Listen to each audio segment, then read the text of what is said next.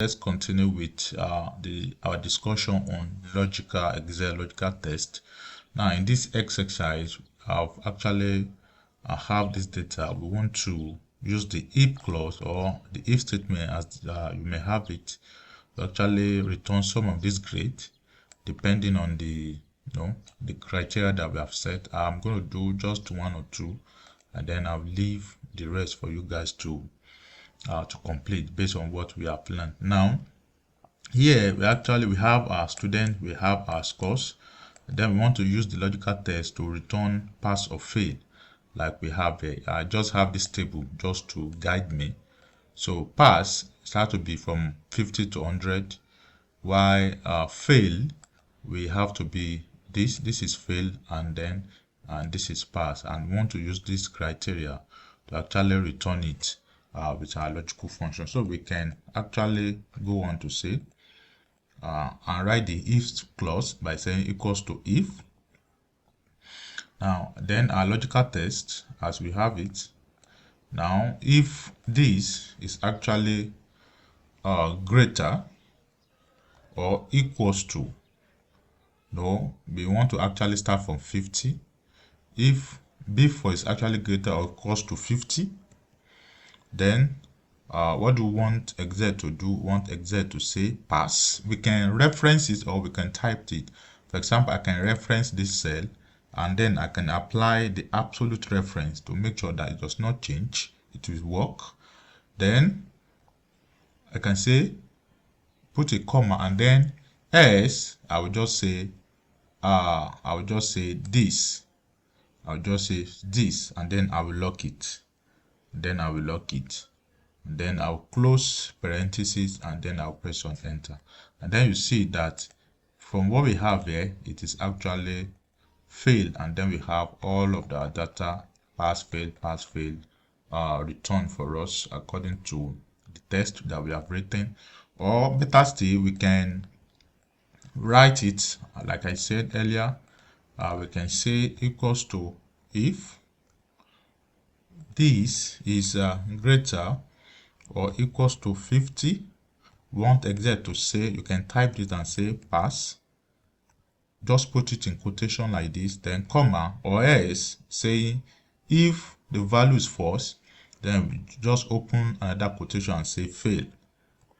And then we close it, and then we close, and then we have it. So the two methods will actually work depending on the one you want to use. You can either reference your set or you can type it directly as the case may be. Now that's one method. We still have this table that I want to actually use that to guide us. We now have distinction, merit, pass, and fail according to this table. So we can go on to say equals to if this score is greater. We're actually starting from the highest, 85 to 100. So we say if it is greater or equals to 85, then what do we want? We want to return distinction. I'm going to lock it to make it an absolute reference, comma, and then we have the if statement again. If the logical test, this again is greater or equals to, this time around we are coming to 70 under merit. So we say 70. What do we want exec to do? We want exec to return merit, and then we still lock it by pressing F4. Sorry, we have to lock it with F4, and then we come again to say if the logical test is this value, is it greater or equal, then we come to under pass, which is 60. If it is true, then we want exec to return pass, and then I'm going to again lock it, make it an absolute reference. And then if that is false, if all this is false, then we want exec to return fail, and then I'm going to again lock it again, and then I'll go on to close my bracket by saying, then you go on, close it until you have you have to close the number of bracket that you actually open. Now, if you look at this, we actually open one, this is another one, and this is another one. So we have to close the three for it not to return error for us. So press on enter, and then you see that this value, this score 39 is actually failed according to our criteria here. So we can from this apply this down, and then you see that all our data, more than 2,000 students, the data we used at that time has been actually been worked upon. That is very great. So we have that, and then we have the last table. Let me leave this for you guys to actually use that as exercise.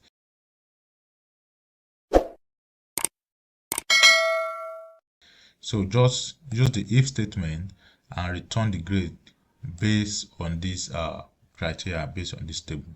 Now, sometimes we might need to combine all the formulas together. You may need to combine the if, the and, or the or state clause, logical functions, if you want to actually return some result based on certain criteria.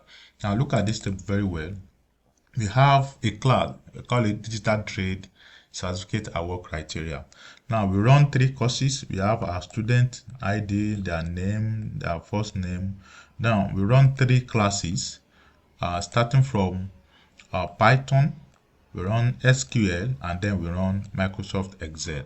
Now for our certificate to be awarded, it is a must that a student must pass Python. Python is compulsory. Then he or she must also pass either of a SQL, or Excel. So for you to be awarded certificate, you need to pass 2 out of 3 classes, and then out of those 2, Python is compulsory. So how do we write that kind of statement? Now looking at this, we have our pass mark to be 60, and then a student must pass Python and any of SQL Excel to be awarded certificate. So how do we write that kind of statement? So let's look at it. We are going to take it one after the other. Now, from our previous lesson, we've known that the and, of course, you have to satisfy all conditions before it will return true. So in this case, we want to check whether this student, Smith Howard, actually pass Python and SQL. We want to check whether he or she passed Python and SQL.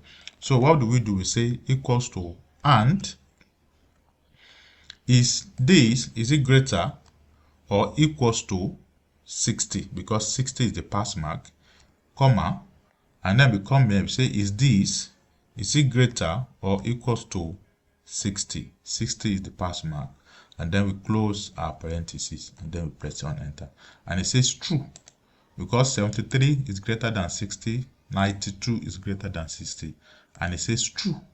But actually, I don't want it to return true. I want it to return either yes or no.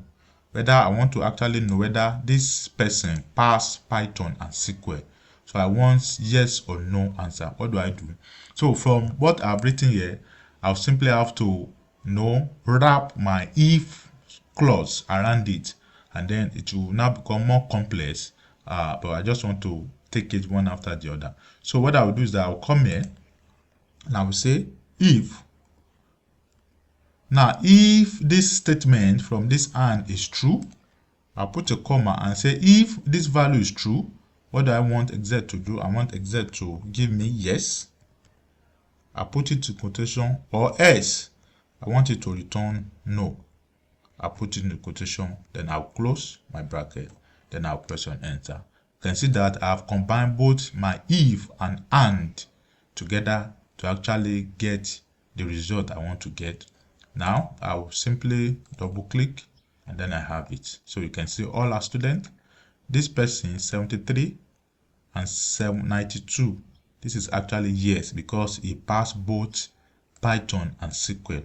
Now this person, the Python score is 43, and then the SQL score is 71, and then it says no, because he did not pass Python. So it has to be, for it to be yes, the true have to be true. The true conditions that the student has to pass Python and also pass SQL, just like this. This student 100 in Python and 77 in SQL, and then it says yes. So the true condition has to be true. Now going to that, we can write the same to actually check whether the student pass Python and Excel also. So how do we do that? I can simply just copy this formula without having to write a new one and change the cell reference. Now we have it this way. Now the only thing I have to change, if I bring my cursor here, is that Excel will tell me the cell I'm referencing. You can see this is one cell I'm referencing, this is another cell I'm referencing. Now this time around, I just want to change from SQL to Excel. So I only have to change my cell reference by saying, instead of E5, I'll change it to F5. So I'll simply change this to F, and then I think that will take care of it, and then we have it. So does this student, from what we have here, does he pass Python? The answer is yes, score 73. Does he pass Excel? The answer is no, score 43. And then we have our result to be no. Because for it to be yes, it has to satisfy both conditions. So I'll simply drag this down, and then we have it this way. So we can come around now to write our final statement. We are going to use all this time around. So which means that any of these has to be true. Is it that this one is yes or this one is yes? So if for such a candidate to get a certificate, any of these has to be yes. So we say or, this time around we're going to say or, because once one of the tests is true, it will tell you at least one has to be true, and it tell you that it is true.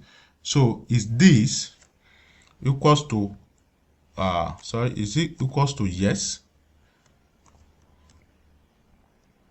then comma, then is this also, is it equal to yes? Then I'll close my parentheses and press on enter. Sorry, I have to put the yes in quotes. Please remember to do that. Then this also, I have to put it in double quotes. Then I press on enter, and it says true. So from true, I can go on to wrap my if function around it and say if this is yes, I will now come and say if this is true, I want to say, oh yes, this person will, yes, certificate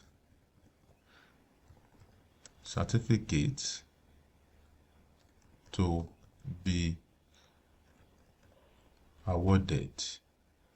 Then or else no certificate. Then I'll close. This. I'll press on enter, and then you see, so it has actually satisfied one of the conditions. This is yes, because this person actually passed Python and SQL, and this is no. So at least one has to be true, and this is yes, and then this person, of course, will receive a certificate. Then from here, I can just apply this down, and then you see, So that's an example how you can write, go from a simple logical function to a more complex logical function. Just make sure that you follow, just take it bit by bit, follow the process, and then you'll be able to actually do. So that's why logical functions are very important. It gives you a kind of, you want to test this and that, and want to return a result. It's actually wonderful. And from here, we'll pause it, and then we'll begin to make use of this knowledge in the subsequent lesson. Thank you.